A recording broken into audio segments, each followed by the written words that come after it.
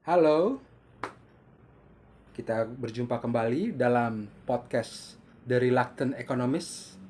Ya, kita akan merefresh dan juga akan membahas beberapa peristiwa penting yang terjadi di dunia dan juga di Indonesia. Saya terakhir bikin video itu mungkin di bulan April Mei, dan karena kesibukan pekerjaan kegiatan lain, saya baru sempat untuk bikin video hari ini, tanggal 11 September 2025, which is the 9/11. Ya, 9/11 is a very important date. Oke, kita akan bahas satu mengenai resesi ekonomi di Amerika. Jadi di Amerika itu ternyata dari sejumlah data dari ekonom independen mengatakan bahwa resesi itu sudah dimulai di Amerika Serikat bulan Maret April 2024. Wow, it's been a long time ya. It's more than 1 year and 4 months until now. 1 tahun 4 bulan. Wow, kalau Amerika aja udah resesi dari Maret April 2024, gimana Indonesia? Nanti kita bahas.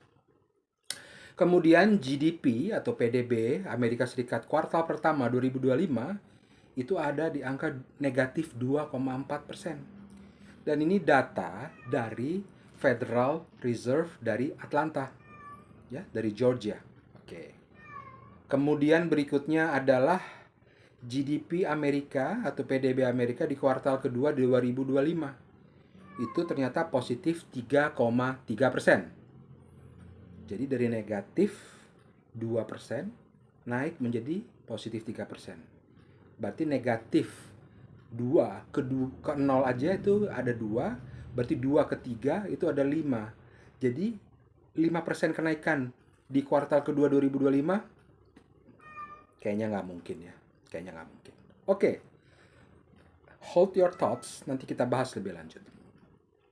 Kemudian juga tahun lalu CEO JP Morgan, Jamie Dimon, juga mengatakan bahwa ada yang salah dengan ekonomi Amerika Serikat. Ya, ada yang salah. Gitu. Tidak ada, sekali lagi, tidak ada, sekali lagi, tidak ada CEO bank atau CEO perusahaan apapun di Indonesia menyatakan ada yang salah dengan ekonomi Indonesia. Nggak ada. Semuanya bilang baik-baik aja. Emang nggak tahu apakah bego, terlalu polos, atau nggak ngerti ekonomi. Sejak tahun lalu itu makin melemah, dan tahun 2025 itu makin melemah ekonomi di Indonesia. Ya, gitu. Nah sekarang kita kalau mau bahas mengapa ada demo di bulan Agustus 2025 kemarin. Kembali tadi informasinya, kalau Amerika saja sudah resesi dari Maret April 2024 sampai sekarang. Jadi katakanlah 1 tahun 4 bulan. Dan katakan juga Indonesia sama resesi kondisinya dengan Amerika Serikat dari bulan Maret April 2024 sampai Agustus kemarin demo. Berarti benar, yang menyebabkan demo itu udah pasti adalah kondisi ekonomi yang sangat parah, di mana warga itu sudah terlalu lama lapar, sudah terlalu lama nganggur, ya, dan juga sudah terlalu lama miskin. Jadi ini gimana ini demo ini ditunggangi nanti kita bahas. Tapi kita lihat kondisi fundamentalnya, rakyat itu sudah terlalu lama lapar, terlalu lama miskin, terlalu lama nganggur. Dari Maret April 2024 sampai Agustus 2025, 1 tahun 4 bulan. Kalau kita ngelihat polanya krisis 97-98, ekonomi itu nilai tukar itu sudah mulai ngedrop di 97, ya. Dan akhirnya memuncak di 98.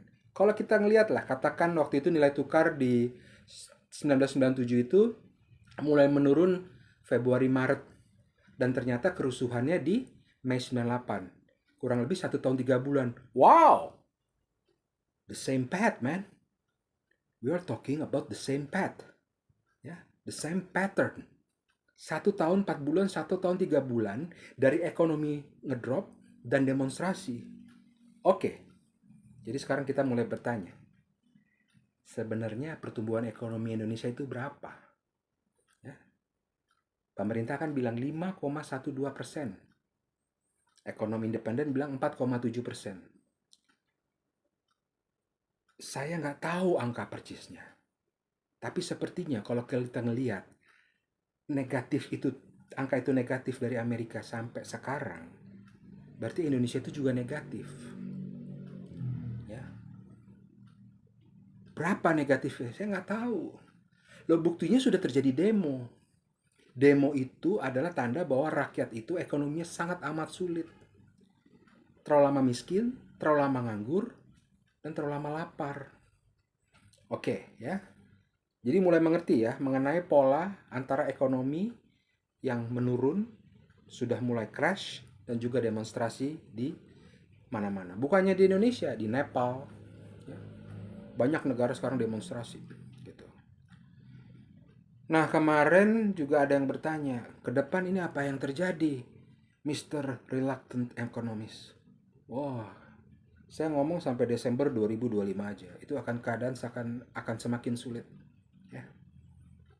Investasi akan mungkin menurun, kredit menurun, inflasi meningkat, dan juga spending konsumsi dari pemerintah dan swasta menurun. Ya. Sudah mulai banyak loh warga yang meninggalkan Indonesia, dan ini fakta. Mereka takut loh. Jadi kalau mereka pergi, meninggalkan Indonesia, mungkin 6 bulan, setahun, mereka tidak akan investasi di Indonesia. Mereka akan hold sampai mereka merasa nyaman dan yakin bahwa kondisi sudah kondusif untuk investasi lagi. Oke. Kemudian info yang terakhir. Amerika adalah di belakang kerusuhan ini. Amerika belakang kerusuhan ini. Guys, Amerika udah nggak mikirin Indonesia, guys. Do you know that the United States government and the United States military is going to go to war with half of Latin America countries? As we speak right now, the US military is waging the war with Venezuela. Very soon with Mexico. And very soon half of the Latin America countries. Ya. Amerika udah nggak minat sama Indonesia. Sorry guys. Ya, ini fakta yang menyedihkan. Indonesia sudah tidak dianggap strategis oleh Amerika. Dari segi ekonomi, politik, dan juga mungkin militer. Ya, beda dengan tahun 97-98, masih jadi macan Asia. Ya. Jadi fokusnya pemerintah Amerika adalah Amerika Latin, Meksiko, Venezuela, karena mereka banyak supply narkoba ke Amerika. Amerika marah, makanya digempur. Dan fokusnya Amerika juga kepada pemerintah Cina. Bukan hanya perang ekonomi, tapi perang hibrid, kata beberapa pakar. Hybrid war. Jadi ngerti ya. Ke depan kondisi Indonesia akan semakin terjepit oleh utang, ya. Pengangguran akan semakin meningkat, ya. Dan rakyat semakin dijepit dengan harga-harga yang semakin meningkat karena kesalahan kebijakan pemerintah di saat COVID mencetak uang yang sangat banyak dan memberikan bansos yang sangat masif. Tapi kan pemerintah bilang, semua negara kan begitu. Ya, I don't know, man. That's COVID. People were panic. The government was panic. Semuanya panik. Bikin kebijakan yang cepat aja. Yaitu memberikan bantuan sosial dalam bentuk barang dan juga tunai dan juga subsidi. Ya, oke. Video ini dibuat berdasarkan fakta. Ya. Tidak ada yang hoax, tidak ada yang fiktif. Semua ini fakta. Ya. Hanya di Indonesia, warga siapapun tidak bisa menerima yang namanya keadaan yang memburuk. Ya. Kita seakan-akan diberikan mimpi, harapan bahwa semua ini akan membaik. No. Ya. Human factor The biggest factor within one's country is human factor, manusianya, ya, manusianya. Tentunya semua orang tahu di sektor publik, pemerintahan, dan sektor swasta, saat COVID dan sekarang, semua orang itu tambah males banget kerja. Alasannya apa? Nggak tahu, tanya aja. Taunya dari mana males banget kerja? Ya, sederhana banget. Penggunaan TikTok, medsos pada saat jam kerja kok naik? Mestinya kan setelah jam kerja.